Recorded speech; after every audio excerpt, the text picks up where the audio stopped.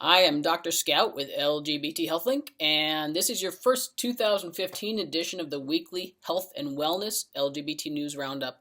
So let's get right to it and find out what's making health news in 2015.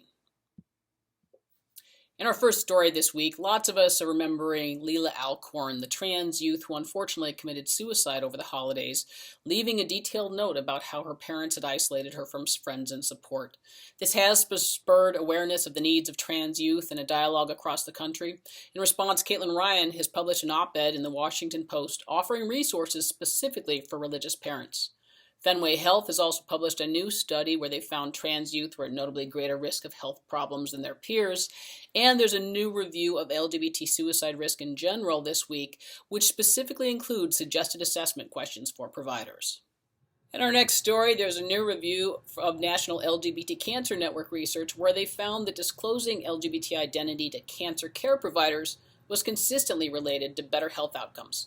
The authors call for safe environments for LGBT people to disclose their identity all along the cancer continuum. And be sure and catch the other effort by National LGBT Cancer Network, a new fundraiser for anal cancer called Behind Closed Drawers, where you can actually post pictures of your underwear to try and raise awareness for anal cancer, which is almost up to 34 times as likely to affect gay and bi men as other people.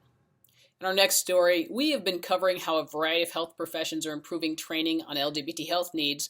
Now there's a new study showing how osteopaths can also serve us better.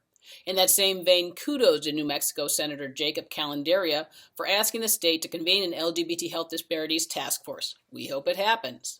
In our next story, New York City is changing their HIV ad campaigns from more of a fear-based to more of a nuanced health-based approach. They have a new campaign called #BeHIVSure. Catch it on subways around the city. Officials are hoping that this will engage more HIV-negative people in combating the disease. Next, there's a new guide showing how to include transgender information in health records. The author explained how including these data will improve health outcomes and provider-patient interactions.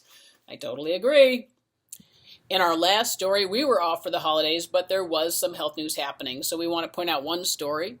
FDA announced that they were lifting their lifetime ban on gay or bisexual men donating blood, replacing it with a new ban allowing only gay or bisexual men who haven't had sex in the last year to donate blood.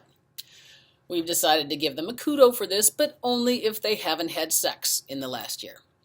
That's it. That is your health and wellness stories for this week. Be sure and catch us next week, same place, same time for all this information. And we hope you have an incredibly healthy new year.